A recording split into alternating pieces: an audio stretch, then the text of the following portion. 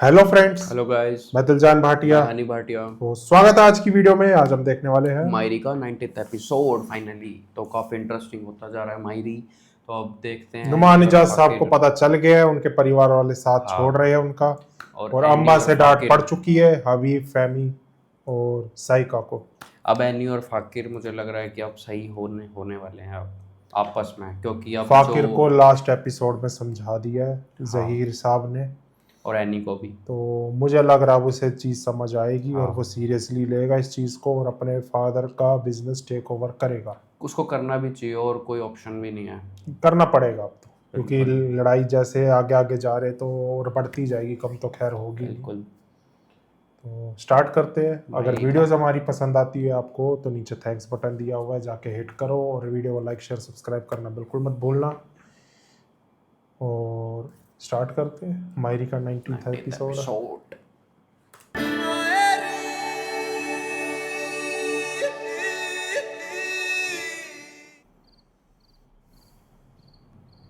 आ गई तुम?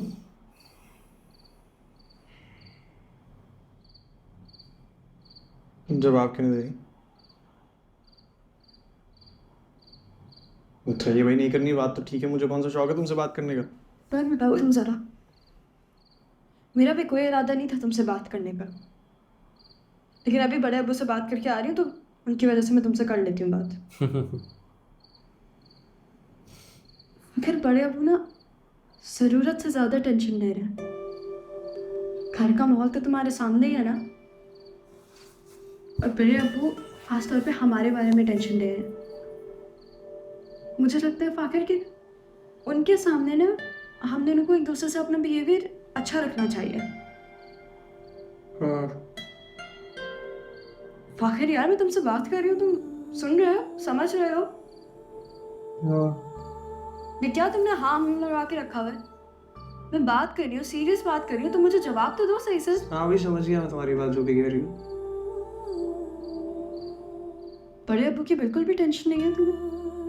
यार मैं अभी दोस्तों के साथ जा रहा हूँ, आपसे साथ हूँ, तफसील से बात करते हैं इस बारे में। तुम बाहर जा रहे हो,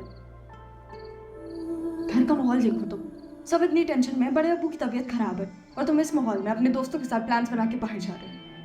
बड़े अब्बा को पता चलेगा ना, बहुत बुरा लगेगा। एक मिनट, मेरी बात सुनो। मेरे होने ना होने से उनको अच्छा बुरा कुछ नहीं लगता, सही है ना? शुरू से चलता हुआ आ रहा है और उनकी तबीयत हमेशा ही ख़राब रहने वाली है। इतना जो है ना इमोशनल होने की ज़रूरत नहीं है, उनकी बातों को सीरियसली मत लिया। अभी भी सीरियस नहीं है ये। अच्छा, एक तो मुझे इमोशनल ब्लैकमेल करते रहे। मुझे लगा था फाकिर सीरियस निकल आओ इस चीज़ से, जा रहा हूँ मैं। फिर जिस हिसाब से उन्होंने समझाया था पिछले एपिसोड में, मुझे लग रहा था हो जाएगा सीरियस। मुझे भी।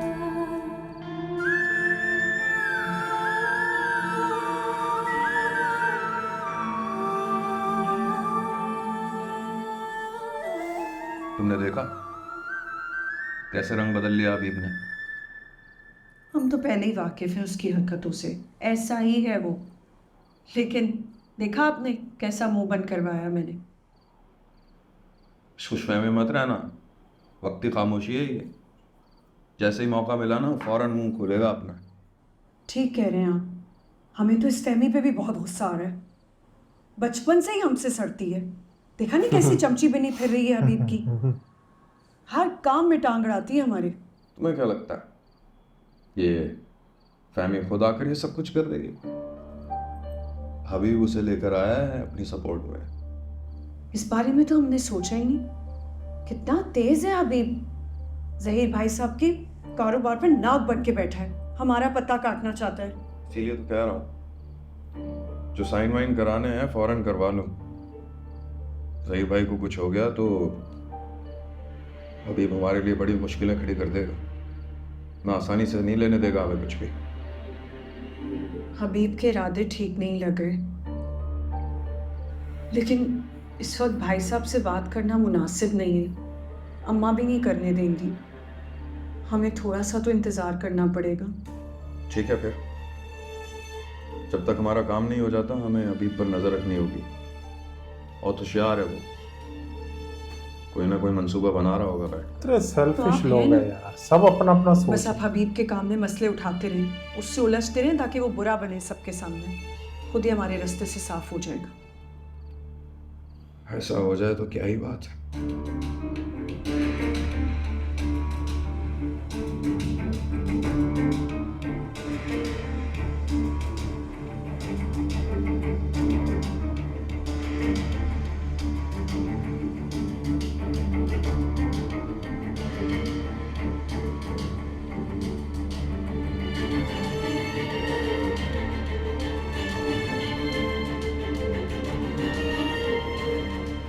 आपकी चाय। रख दो और। छोड़े ना हबीब, आप तो सायका आपा की आदत से वाकिफ हैं। क्यों खून जला रहे हैं? ये सायका और फराज बिला वजह यहाँ नहीं आए हैं, अपना मकसद पूरा करने के लिए आए हैं। इस बात का अंदाजा आपको आज हुआ है? मुझसे तो उसी दिन हो गया था जिस दिन वो जहीर भाई कमरे में अपने हिस्से की बात कर रही थी, और उसके बाद कैसे आहिस्ता आहिस्ता कारोबार में मुलव्विस भी हो गई। अरे भाई साहब से इन्हें कोई लेना देना नहीं है, बस अपना मकसद है, बस काम पूरा हो जाए इनका। फिर क्या सोचा आपने, क्या करेंगे? ये कारोबार मैंने अपनी मेहनत से यहाँ तक पहुंचाया है। भाई साहब की कभी कोई बात नहीं टाली, जो उन्होंने कहा मैंने सर झुकाकर सुना है। इनको क्या लगता है ये आएंगे और मेरे हाथ से कारोबार छीन कर ले जाएंगे? बात तो सच है, बहुत मेहनत की है आपने, ऐसे कैसे किसी को फल लेने देंगे? अगर भाई साहब के बाद इस कारोबार पर किसी का हक है तो वो मेरा हक है। देखते रहे दोनों ख्वाब पूरे होने देता हूं मैं इनके। ये मैं तो कहती हूँ आप जल्दी से कोई कदम उठाएं, वरना ये तो सब हड़पने के चक्कर में है। नहीं, अब इन दोनों ने जंग छेड़ दी है ना, सबके चेहरे सामने आ गए हैं, अब किसी से कुछ ढका छुपा रहा नहीं है। अब इन्हें मैं इन्हीं के तरीके से डील करूंगा। हबीब, इनको इनका हिस्सा देकर पंगे निकालें लेगा। यहाँ से, वरना इस घर में रहे तो इस घर में भी कब्जा कर लेंगे। ऐसे कैसे कब्जा कर लेंगे इस घर पर? करके दिखाएं कब्जा।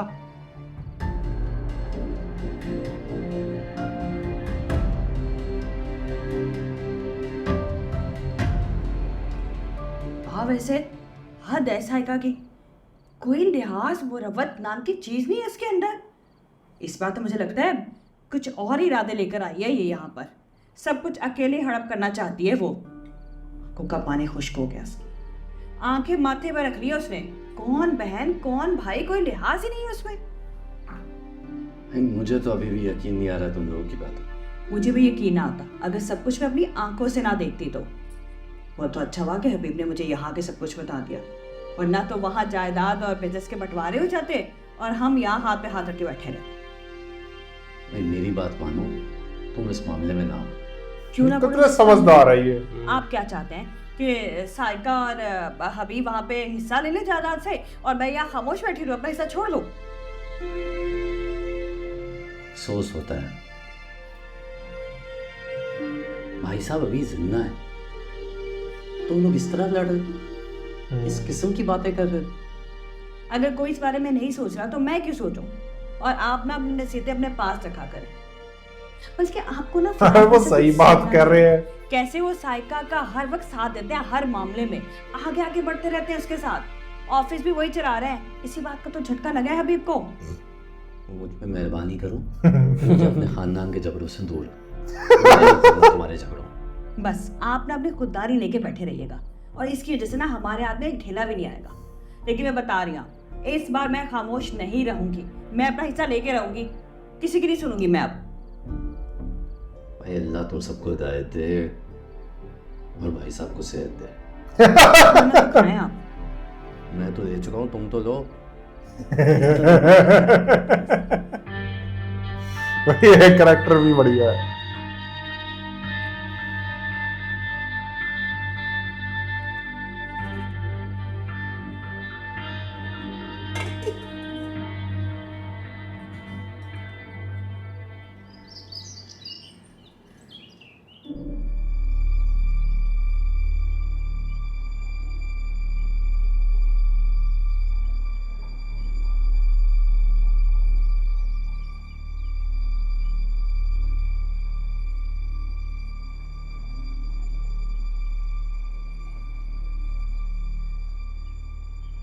सही, नाश्ता कर। पलक क्यों नहीं झपका रही है? दवाई भी खानी है अभी, गरम गरम है, पला ठंडा। कुछ तो गड़बड़ है। वो सांस हबीब भी नहीं कह रहा ले था रहे। कि उससे आपसे कुछ बात करनी।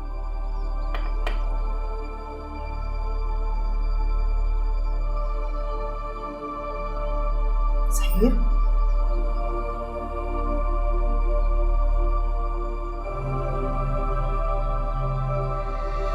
ओ तेरी की।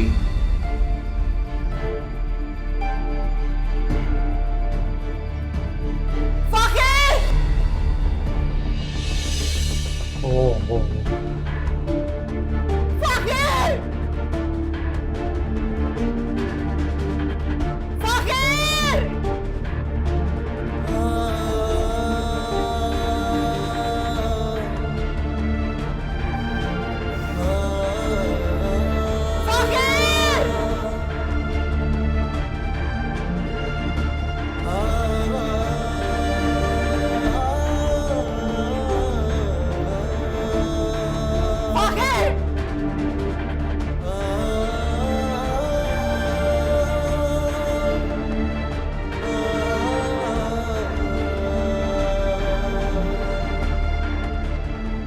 क्या हो क्या?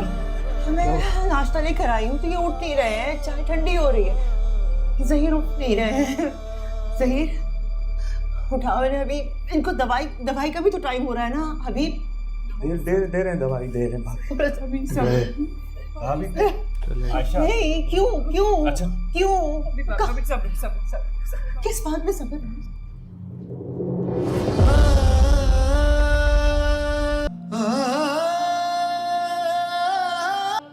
ओहो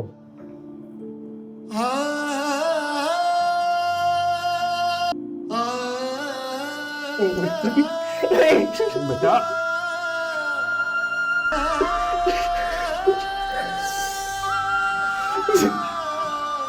नहीं है यार बाबा।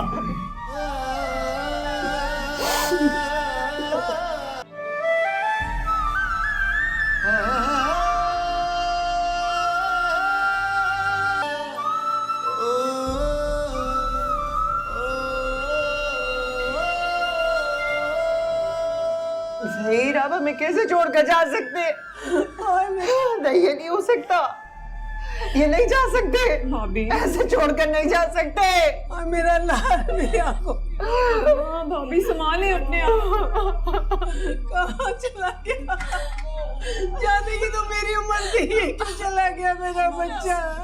इसकी उम्र ही क्या थी अभी? नहीं करे फिर आप हमें छोड़कर नहीं जा सकते। कैसे चला गया हम लोगों को छोड़ के? हमारी जिंदगी में अंधेरा कर दिया उसने। या अल्लाह, अरे मेरा बच्चा भाभी चला गया हमारा। बर्दाश्त नहीं होता। अल्लाह, अरे एक सेकंड, पढ़ा तो मैं भी हूँ ना, शादी तो मेरी भी हो गई है और चंद दिन के मेहमान बोल के आपने मेरे ख्याल से शादी कराई थी मेरी। चंद दिन के बेचारे मेहमान हैं, इलेक्शन दोबारा आप लोगों को करवाने पड़ जाएंगे, तकलीफ होगी आप लोगों को। क्यों कर रहे हैं ये सारी चीजें? अच्छा जाओ ना अंदर। अरे क्यों अंदर जाऊं? शादी के बाद आपकी उम्र सही हो गई? हाँ, अब नहीं जाना आपने? मैयत को उठाने का वक्त आ गया है। आप लोग संभालें खुद को। आए, आओ फाखिर। तो दोस्तों इसी के साथ मायरी एपिसोड 19 का फर्स्ट पार्ट एंड होता है। मिलते हैं सेकंड पार्ट में। Bye bye.